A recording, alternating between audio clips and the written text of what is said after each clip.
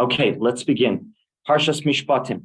We're doing the second and the third Aliyah. We have a lot to learn. We'll see how far we can get. The Rav looks at Mishpatim in a little different way than most people do. The Rav is looking at the halachot in this parsha, and there are numerous ones, from an ethical and moral perspective. He wants to see what we can learn, if you will, what we would call in Hebrew Musar, if you will, an ethical approach to life. He appreciates that Judaism ethically molds the Jew by being sensitive to others. And through these halachot, it's doing that very sense. So we're going to go through many different psukim where the Rav really focuses on what lesson can one learn. So let's take a look at Pasuk Chav Daled, Perek Chav Aleph, Pasuk Chav Daled, page 422, a very famous one. Ayin tachas ayin, shein tachas shein, yod tachas yod, regel tachas regel, kviya tachas kviya, petza tachas potza, tabura tachas tabura. So the very famous line is, an eye for an eye. A person, God forbid, harms another human being, and what happens? The halacha says we punish them by insisting that they pay an eye for an eye, a tooth for a tooth, a hand for a hand, a foot for a foot, a burn for a burn, a wound for a wound, a bruise for a bruise. Those are the two psukim. Now, these psukim describe the punishment due to a criminal act, right? You've hurt your fellow man. And so the Tanakh, the Torah, seems to be saying that, well, you're going to have to pay that identical punishment. You hurt a person, he lost or she lost an eye. Well, that's what we're going to do to you as well. We know that throughout centuries, the literal translation of this pasuk has caused quite a bit of a stir, but nobody was paying attention to Chazal. Chazal never interpret this as literal. Our Chazal argued from time immemorial that these words are to be taken totally differently, that ayin tachas ayin is a monetary compensation only a monetary compensation. We never take another person's eye for an eye. But if this is so, the Rav wondered a very good question that we all ask. Why did the Torah write the punishment for the crime in such a misleading fashion? If it's monetary, if that's the way we're going to pay, one is going to have to pay for this kind of an act, right, for this kind of crime. Why does it say an eye for an eye if that never really happens? Let the Torah write a monetary value. An eye, well, you're going to have to pay a monetary value, and we're going to calculate accordingly. What motivated the Torah to write an eye for an eye? So the Rav explains that there is a crucial moral lesson being taught via the words ayin tachas ayin, shein tachas shein, etc. It's to teach us the truth that there's no true restitution once you've hurt another human being. If they've lost an eyesight, if they've lost a limb, they've lost much more than just the limb that you've harmed. The function of the limb, they've lost much more than that. For example, the Rav notes, when one loses an eye, he doesn't just lose eyesight, he loses seeing the beauty of the world around him that he'll never see again. There's such an appreciation that one has when we look out and we don't even pay attention to it. We see much more than just what we visually see. We perceive, or we see a beauty that will never be seen again by that human being who's lost an eye. The Torah therefore says, you're never really able to do restitution in its totality. And ayin tachas ayin is to teach us that the loss is so much greater than what you can ever imagine. Be very careful on how you, God forbid, harm another human. You should never harm another human, but if you're going to harm, you realize the Torah is teaching us you're not just causing a limb to be removed. You're causing so much more than just the limb, and real restitution is really impossible. In the words of the Rav, I quote him, on a strictly moral plane, the offender deserves retribution in kind for imparting such an incalculable pain and suffering. On a practical level, however, no court is allowed to exact such a penalty. Ayin tachas ayin is teaching us. But then the Rav teaches us another point, and he quotes a Rambam in Hilchos Chovel Umazik, Perik Aleph Halacha Beis, where it says, "V'chazeh ra'u avosenu." Our fathers witnessed and ruled that an eye for an eye means money. Our fathers, our ancestors, are the rabbis, if you will, witnessed and ruled that an eye for an eye means money. Why, wonders the Rav, would the Rambam write this halacha in this case that we've witnessed from our forefathers? Those are words that we don't see in the Rambam. And he said, by the way, if you take a look in the very beginning, the Chovel Mazik, it says all the way back to Moshe and Yehoshua, we know that this is the halacha. It's a halacha from time immemorial, from the very foundation of our people. Never was this pasuk ever interpreted literally. Ayin tachas ayin, back to Moshe, back to Yoshua, his student, it was always monetary. He doesn't do this. He doesn't say, Ra'u, listen, because Ra'u avosenu, our forefathers witnessed. What are you saying this for? Only here in this halacha. So the Rav explains brilliantly. He says the Rambam is teaching us a very important lesson. He's teaching us that there is no possibility to interpret the psukim any other way. So many times we have psukim in the Torah that one is allowed to suggest various interpretations. Sometimes those interpretations are in consonance with the simple text, what we call pshat. They're more in consonance with pshat, with simple text. And sometimes they're less, sometimes more, sometimes less, right? Sometimes they're more drush, sometimes there's more pshat. But each interpretation we entertain, right? In this case, however, there is no other interpretation. The Rambam's teaching us there is no other interpretation of ayin tachas ayin shein tachas ein that is acceptable. If one were to suggest we should follow the literal interpretation, pshat, ayin tachas ayin, give me pshat. Ayin, an eye for an eye.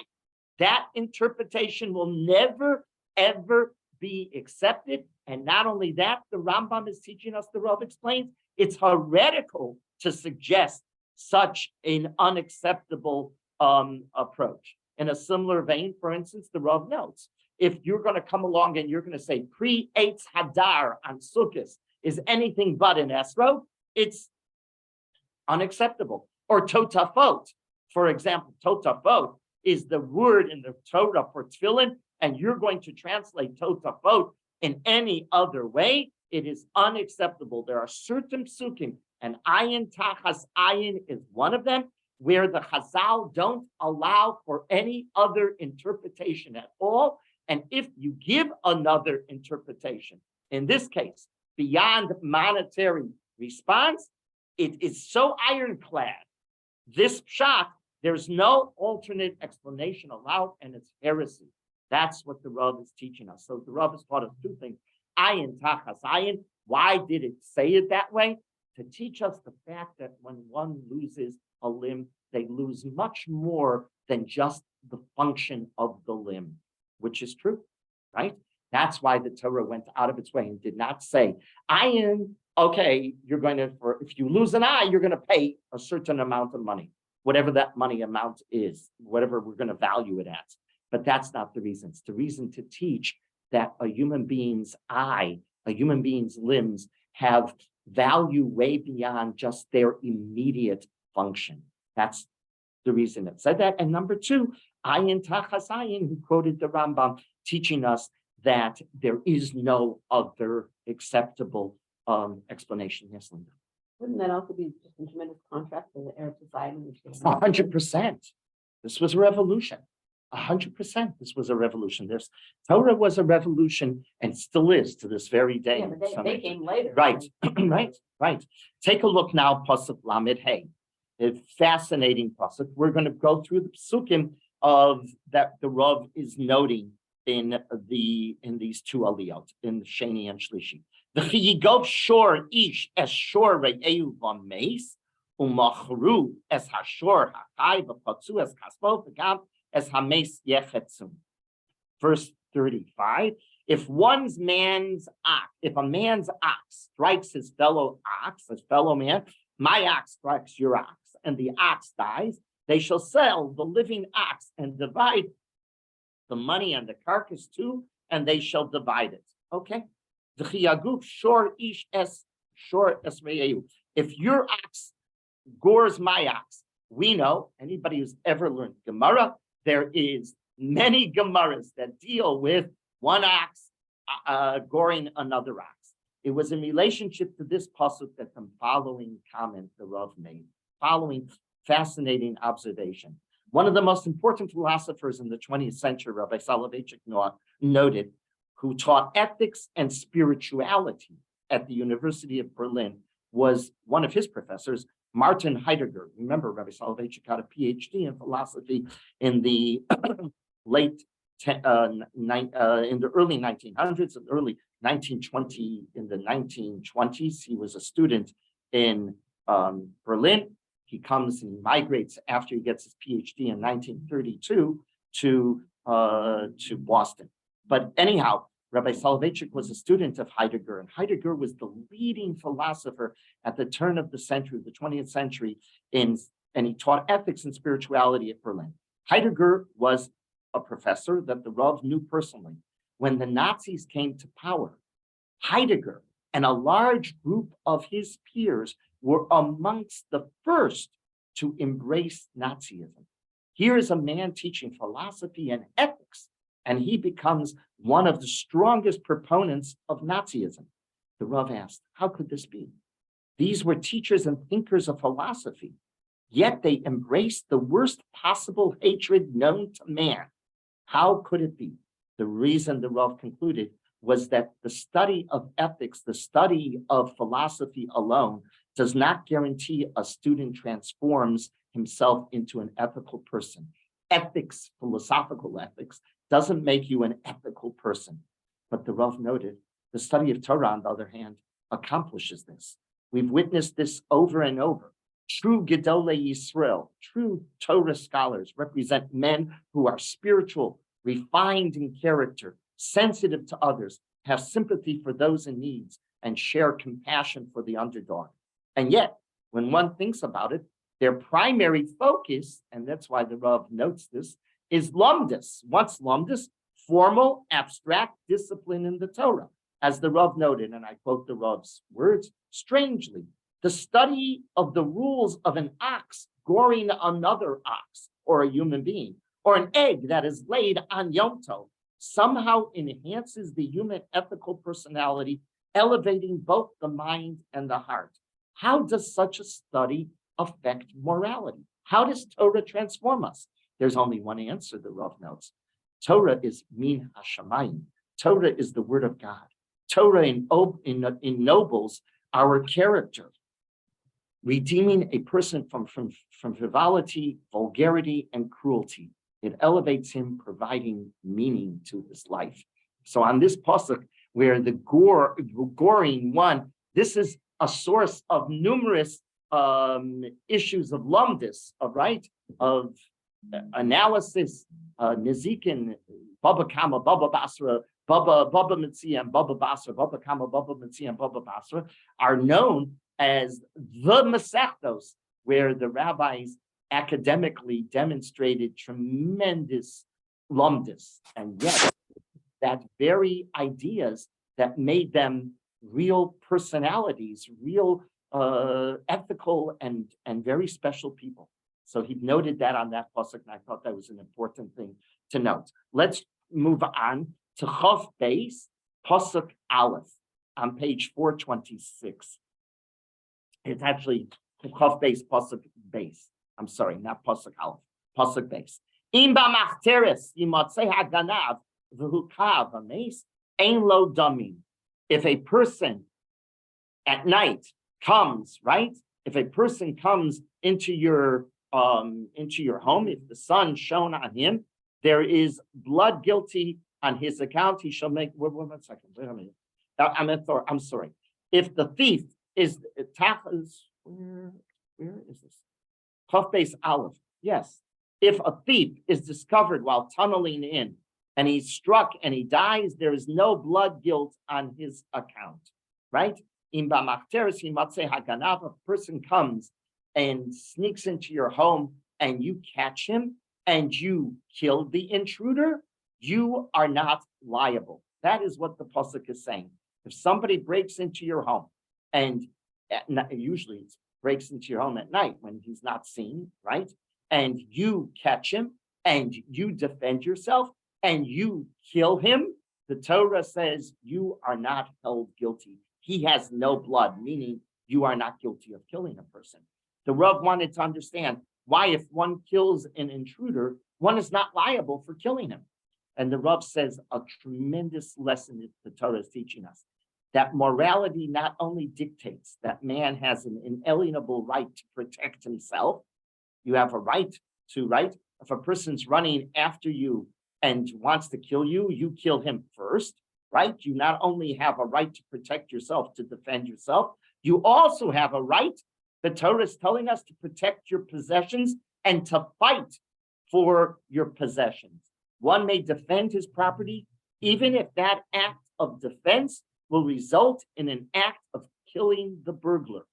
This fact is basic to Judaism, Rav Soloveitchik knows, because Judaism does not promote the concept of turning the other cheek.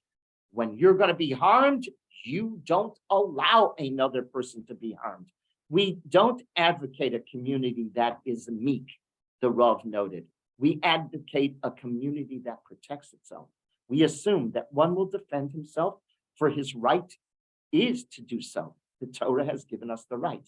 And yet the Rav notes, at the very same time that we're not meek, the Rav said at other times, the Jew is demanded to project a trait of sacrifice. There are moments when the Jew is expected to be selfless. And who is the paradigm of the biblical figure that was able to balance one strength on the other selflessness? It's Avraham Avinu, the Rav notes. On the one hand, he was a man who accumulated immense wealth. He was very wealthy. Paro was very impressed. Avimelech was very impressed with Avraham's wealth. He became very wealthy. He was no meek personality.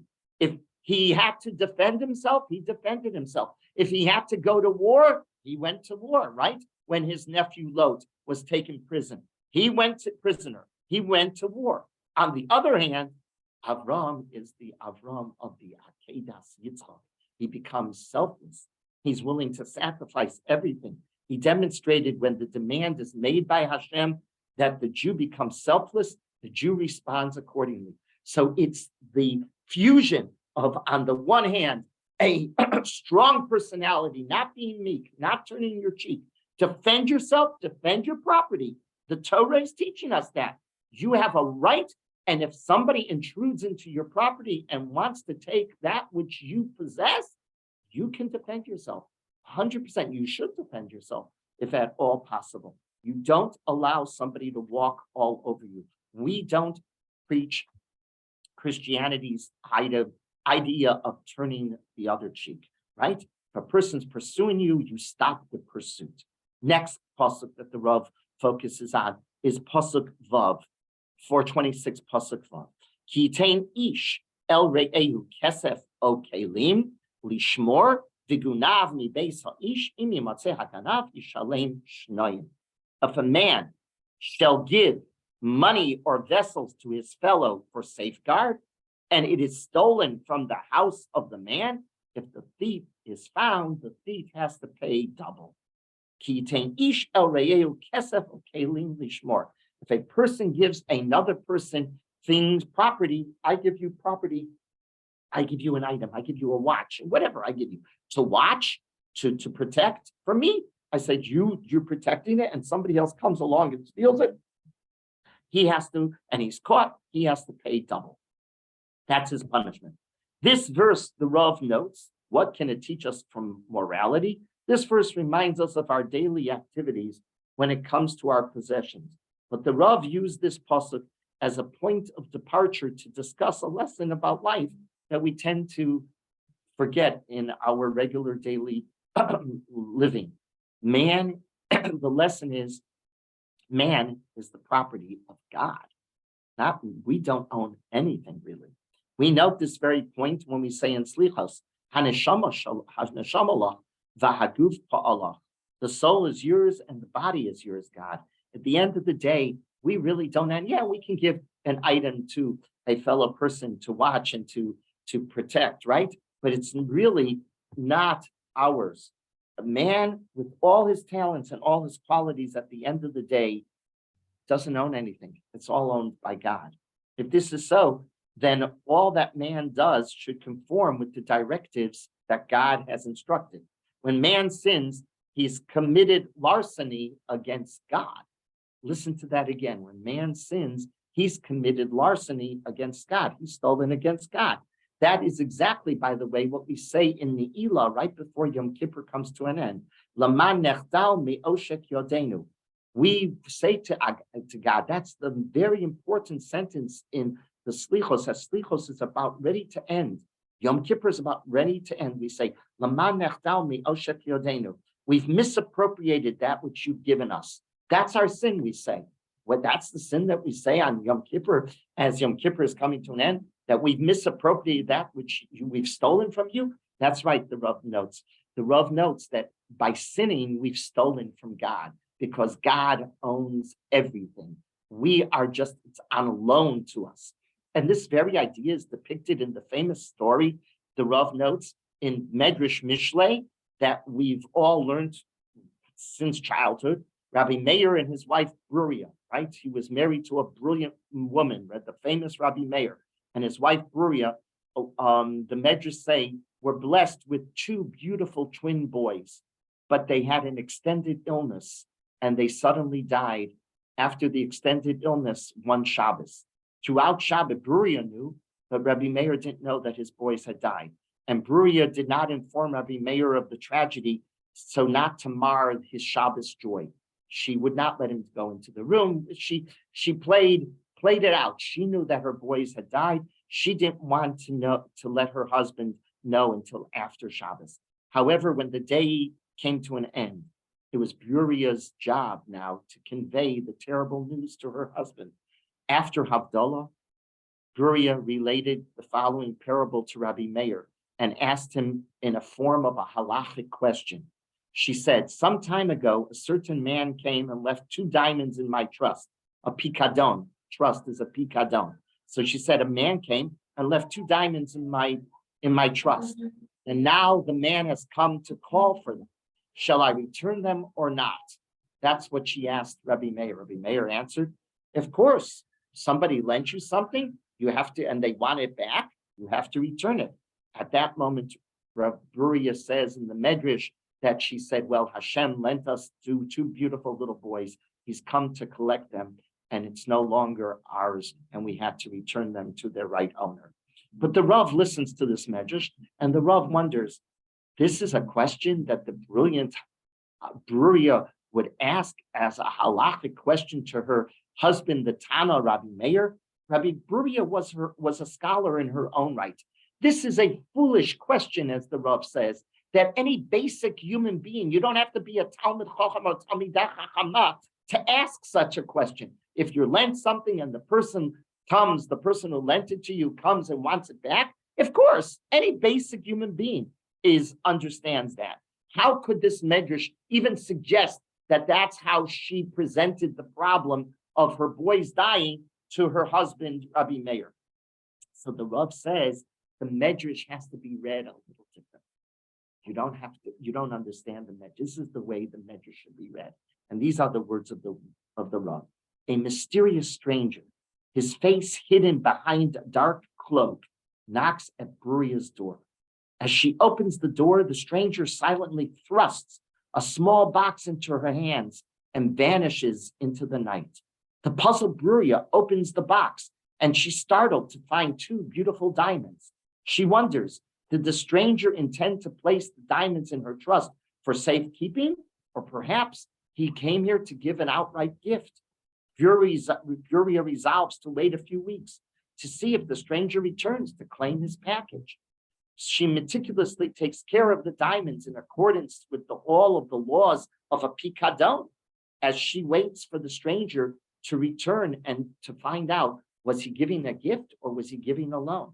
Weeks, months, years pass, and the stranger has not reappeared.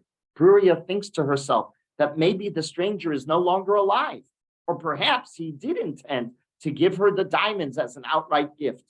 On a fateful Shabbos years later, Bruria is startled again to hear a knock at the door. Hurriedly donning her robe, Bruria answers the door. The mysterious stranger with the hidden face is back. He grabs the diamonds from her hands, and once again he quickly and silently disappears. The Rav explains, that's the story. This is the story that Bruria told Rabbi Meir. That's what the Medrash is saying. And that has a powerful moral lesson for us to remember. Unlike a normal pikadon, unlike a normal item that we're given to protect, where an item is held in safekeeping for a very specific time, that's what a pikadon is. I give you an item to safekeep, and I said to you, I'm going to come back at a such and such a date for the pikadon. No, the pikadon here is safekeeping for God's pikadon, and it's open-ended. We're not told how long. He is the hidden stranger in the story who thrusts upon man all sorts of items of value. He thrusts upon us money, honor, health, wisdom, children. His face is obscured. We don't see the power that gives us this. He says nothing. We often make Bruria's mistake. We begin to think that God's pikadon was a gift and not a loan. Only later, often under tragic circumstances, are we forced to confront the fact that God does not give us these items outright. They are only entrusted to us for safekeeping. If we guard them properly, God may allow us to keep them longer. If, on the other hand, the Rav notes, we do not acknowledge God as the owner of the pikadon, he may come and claim them even sooner. That's what was going on with Bruria. That's a totally transformative way to read this medrash. Wow, Bruria was asking a very important question to her husband. How am I supposed to understand the gifts HaKadosh Baruch Hu gives us? And Rabbi Meir explains to her, they're not gifts unending. They're gifts for a very specific time that we don't even know how long. Only the owner, namely HaKadosh Baruch Hu, will let us know when they're due. And sometimes they're under tragic circumstances that we have to give them back. Then the pasuk continues. He says, the Rav notes, take a look and Perek Chaf base, pasuk Chaf. Go to pasuk Chaf, which is 4:30. V'ger lo tonev lo tilchatzenu ki gerim hayisem be'eretz Mitzrayim. You shall not taunt or oppress a stranger, for you were strangers in the lands of Egypt. You shall not oppress, mistreat a stranger, nor oppress him, for you were strangers in the lands of Egypt. The Torah creates an ethical obligation in the life of the Jew based on our experiences. We have to have mercy on the defenseless and the needy because we remember how it felt being in that very same predicament. The halacha, the Torah is teaching us an ethic, right? It's all ethic. These are all halachos. Mishpatim is filled with lamdis and halachos, and Gemara is written numerous. The Rav is probing each of these halachos, each of these psukim, for a moral lesson that is crucial for us to learn. The moral lesson here, where we say, and you shall not mistreat a stranger, you shall not oppress him. Why? Because you were strangers in the land. It's teaching us based on our experience. We were to have mercy. We have to have mercy on the defenseless. This very point explains why we were not formed as a nation on our own land. Why didn't Judaism evolve on our own land? Why do we have to go down to Egypt and be persecuted, which we're going to be celebrating that whole story of our persecution and our freedom during Pesach, right? But why? Why do we have to be a nation like that? We should have been developed on our own land. We were in Eretz Yisrael. Why did we have to be expelled from Eretz Yisrael? In prosperity, in abundance. Rather, no, that's not the way it was. We were created on the nation formed itself from a family into a nation. Where do we see the concept of Edah, of a community, for the first time, it's only in the story of our Exodus, of after going through the persecution of Egypt. Then we're becoming Edah. We're created in a strange land where what did we experience in that strange land? Persecution, bondage, suffering, humiliation. The reason for this anomaly, the Rav notes, is to create a nation that understood what it meant from moment one to have an ethic of chesed. In the words of the Rav, and I quote, only a people in exile could understand and appreciate a morality of kindness. Therefore, Galut was central experience in the life of our patriarchs and is still a major experience in our lives. And that's why the center holiday of the year is Pesach. And that's why we remember it in every mitzvah, to teach us that the mitzvahs are not just mitzvahs. The mitzvahs transform us into an ethical man. And we can go back to what we said earlier, where the Rav had observed that his professor of ethics and philosophy was one of the first to embrace Nazism. Because ethics and philosophy, secular ethics and philosophy, don't transform you into being an ethical person. But the Torah does transform you into an ethical person, because Judaism was created where? Judaism was created in understanding the ethic of what it means to lend our help to those who are persecuted. It's fascinating. The Rav has mentioned in other places that Judaism, so often a person who has lifted himself by his bootstraps, what does he feel about everybody else? They have to do the same. They have no sense of, hey, I lifted myself by my bootstraps, you better lift yourself up. That's not what the Torah taught. And fascinating, it became part of our DNA not to act like that. We don't turn to the world and say, hey, we lifted ourselves by our bootstraps, you better lift yourself by just the opposite. We went through the Kur Barzel, as the Torah calls it, a fire that transformed the metal into a precious metal, right? It removed the psolas, if you will. It what? Dross. Yes, it removed the dross and it produced pure gold. That's exactly what the Rav is talking about here. That's the lesson. The operative words in this pasuk is, you were strangers in the land of Egypt. Continue on. That was pasuk Chaf. Go to Chaf Beis and Chaf Gimel. Let's take a look. Im aneh sa'aneh oto, ki im sa'ok yitz'ak elai, shamoa eshmat sa'akaso. Pay close attention now. In this pasuk, you have words being doubled, right? Im aneh sa'aneh, sa'ok yitz'ak, shamoa eshmat. So let's see what this means. So the pasuk, in pasuk Chaf Beis, if you dare cause him pain, right?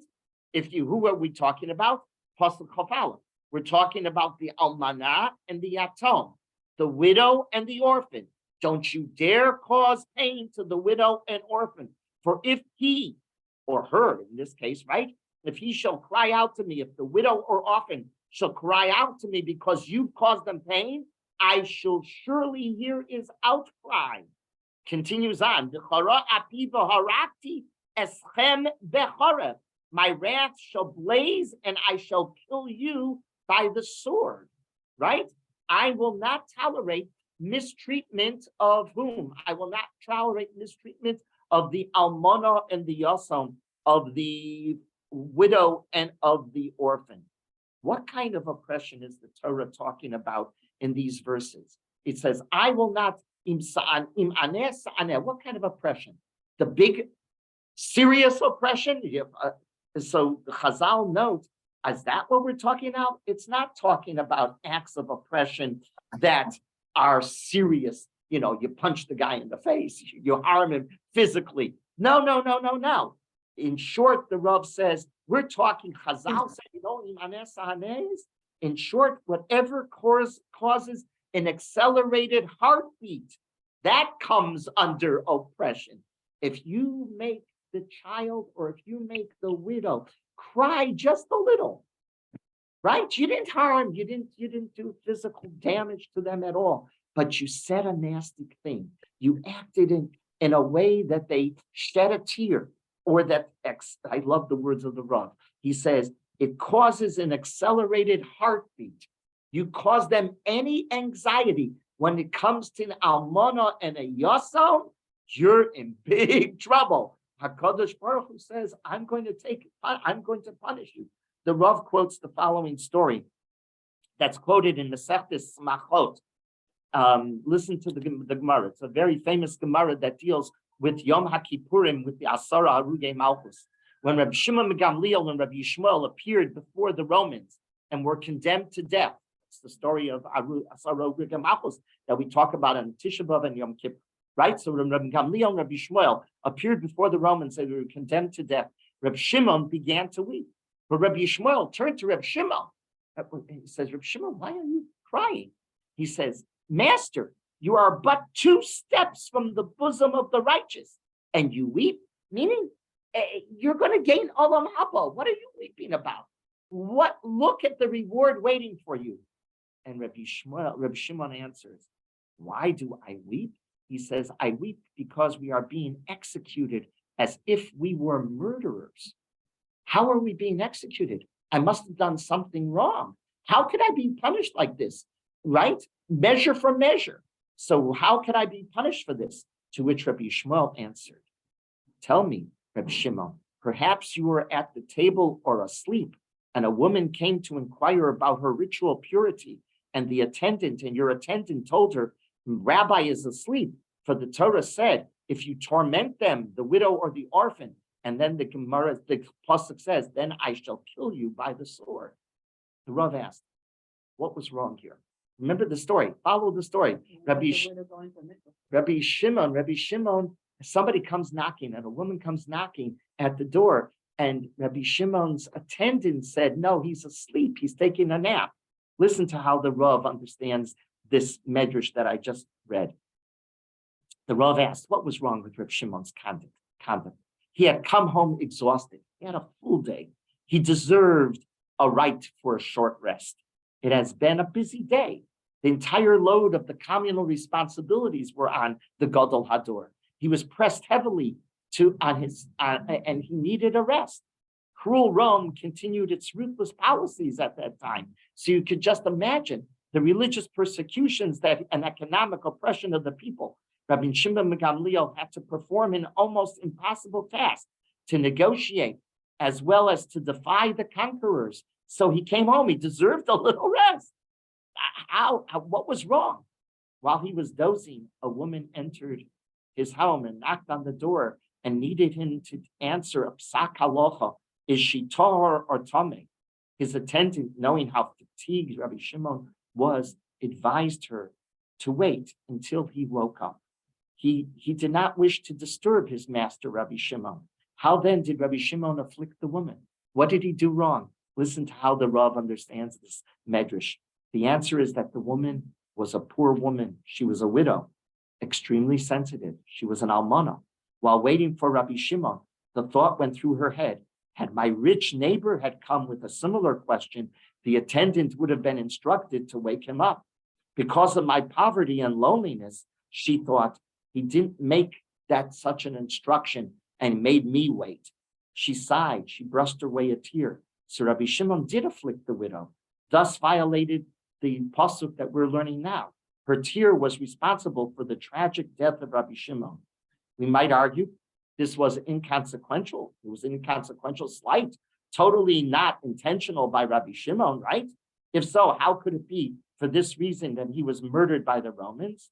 The Mechilta states, a great oppression and a small oppression are all the same.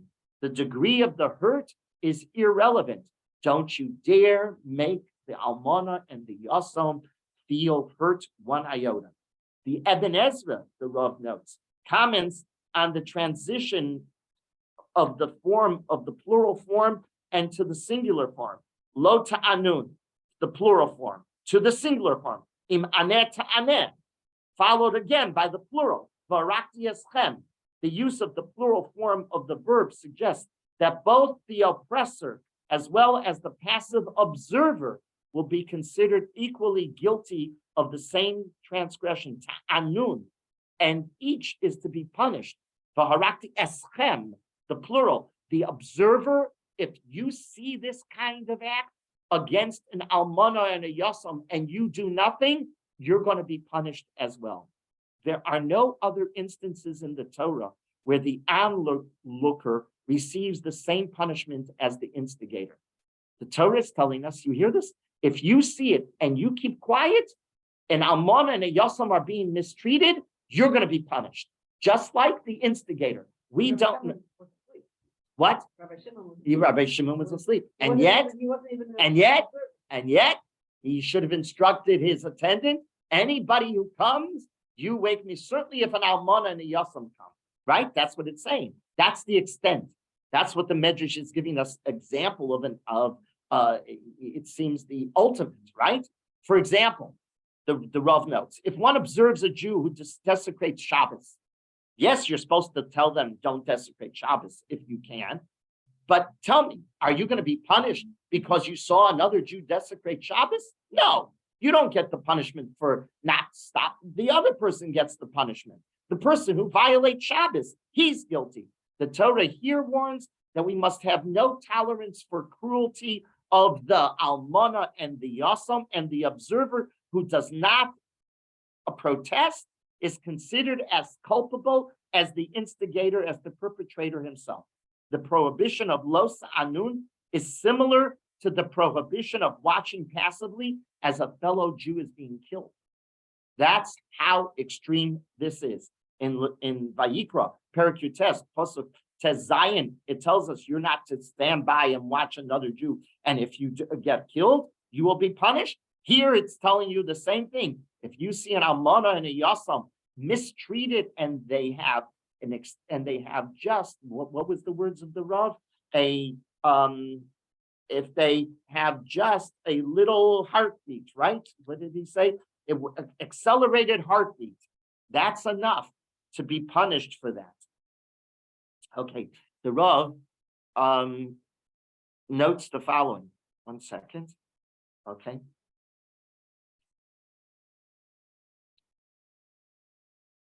Okay, let's continue on that. And now the Rav notes, the nature nor the magnitude of the oppression mitigates the punishment. It doesn't matter. It can be a less oppression, an inui mu'at, or an inui meruba, or a great oppression. It doesn't matter. How do I know that? Because of the repetition, aneh sa'aneh. Even though Reb Shimon's act of inui would be considered trivial, what did he do? If the widow was hurt through Reb Shimon's delay, the offense is punishable. When one actively persecutes a widow or an orphan, he inflicts a great deal of psychological harm. They're down and out. They're very sensitive. In other instances, oppression is much more subtle and requires a sensitivity to hurt. And here, just the slightest act that causes them an accelerated heartbeat will be considered a very serious offense. The Rav argues that this is the reason the Torah uses the grammatical form involving verb repetition throughout this section, indicating one is culpable for both forms of oppression, whether it's serious or minor. Aneh sa'aneh, whether the oppression is greater or lesser. Shamoa eshma, God listens in both cases, to the widow, to the orphan who cries out in pain. Sa'ak yitz'ak, in reaction to either situation. Constantly, it's being repeated to tell us, whoa, this is serious stuff. The following story the Rav would recount about his great-grandfather, the man he's named for, the Beis Halevi. Rabbi Yosef Dov was his great-grandfather. He was named for his great-grandfather. As a little child, the Beis Halevi became deathly ill with diphtheria. The Beis Halevi became deathly ill with diphtheria. The family didn't think that the Beis Halevi would survive. That was how serious it was. Then suddenly, the fever broke, and he was on his way to recovery. The Beis Halevi once explained, how did he miraculously survive? As a child, he said, he had a Melamed who favored the students from wealthy homes. The Melamed in the city where he was raised, the Melamed favored the students from the wealthy homes over the poor children. One day, there was a bit of a ruckus in the classroom, and the Rebbe blamed a poor orphan named Dudel. Dudel was the poor orphan in the class. The Rebbe hit the young orphan on the face as a punishment, even though he was completely innocent. The Rebbe did that in front of everybody. He's patched Doodle in the face. The Beis Halevi, who was a student, he was a little child at the time, was in the class. He stood up and he said, Beis Halevi stood up and he said, I will not learn in a class of a person who is ma'aneh yitomim, who causes orphans pain. And the Beis Halevi left the school and never came back. And from that point on, he only learned with his father privately. The Beis Halevi related that when he was deathly ill, he had a dream. He was dying of diphtheria, right? He had a dream. And he says, the Malach HaMavis was just about to grab onto me when Doodle's father suddenly appeared and stood between me and the Malach HaMavis. And he declared, this boy stood up for my son, let him alone. He stood up for Doodle, let him alone. The Malach HaMavis disappeared. At that moment, the Beis Halevi said, the fever broke. That was his dream. When we take care of the Yisomim and the Almanos, we're treated appropriately. If we don't, God forbid, just the opposite. We are treated terribly. It's a tremendous, tremendous lesson. Rabbi Schechter often teaches mechanechim that if they have a yasam or yasoma in class, they have to bend backwards to make sure that the yasam and the yasoma are treated beautifully, are treated with extra sensitivity. And he says, don't you ever make a yasam and a yasoma cry.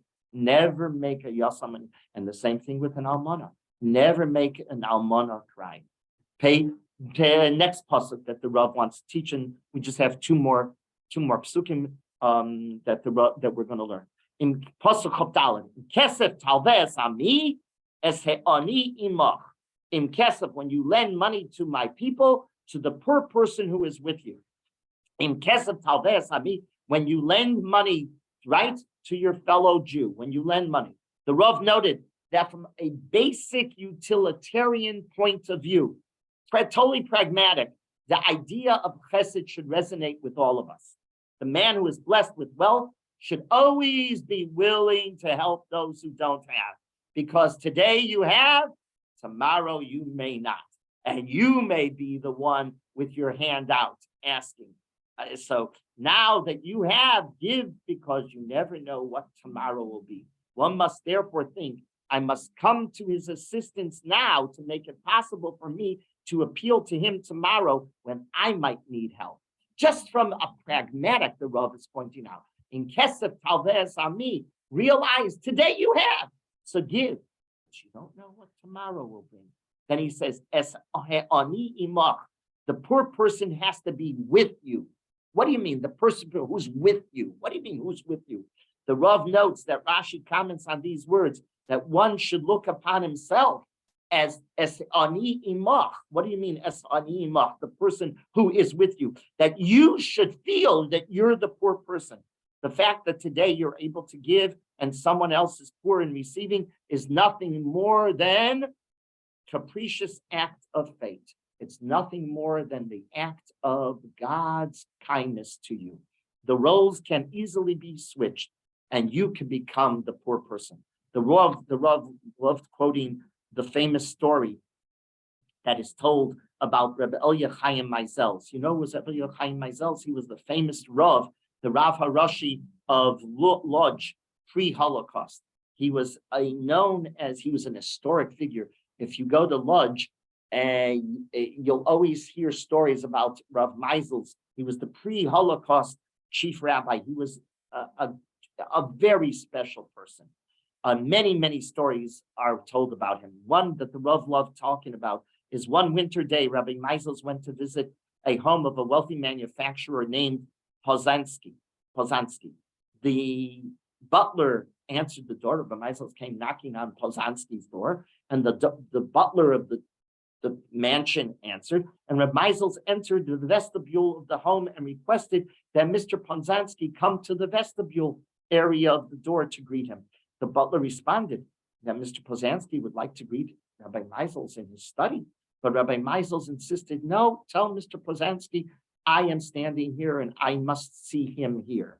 Mr. Posansky came to meet the rabbi, and they engaged in a long conversation. It lasted a half hour, but the vestibule wasn't heated, and it was in the middle of Polish winter, and it's cold, and Mr. Posansky was shivering from the cold. He asked once again, over and over, Rabbi Meisels, please come into the house and enter my house. We can continue talking. I'll listen to you, but come in so I can have heat.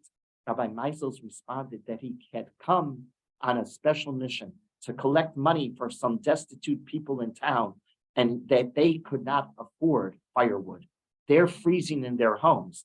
He therefore insisted that Mr. Posansky greet him in the vestibule so Mr. Posansky could feel what it's like being in the cold. You can only give if you feel es ani imach, just like the poor person. The Rav observed that historically, Jews have fared poorly when subjected to the trial of wealth. We haven't done so well as wealthy people. When a Jew acquires excessive wealth, he becomes animal-like. How do I know that? Because the pasuk in Devarim, Perek Lamed Beis, pasuk Tezvav says, "Vayishman Yeshurun Vayivat." Yeshurun, meaning the Jews, became fat and they kicked, they rebelled. It's the characteristic of the Jew, he says, that gets money. On the other hand, when confronted with the trial of poverty, we've done very well. We've fared very well. A Jew does not spill blood when he's hungry. He does not go killing for his food. When he's hungry, he senses the hunger of his fellow. When he's cold, he feels his brother's discomfort. He'ani imach is the last thing, the other lesson in this pasuk. As he'ani imach, yes, the Rav is teaching two things. That just from a pragmatic standpoint, you lend, if somebody needs, you should give them, because you never know if you're going to need. But as he'ani imach, the moral lesson is that you'll only be able to help the ani if you feel that you're the ani, Rashi says. You have to feel their pain. When you feel their pain, that's when we give.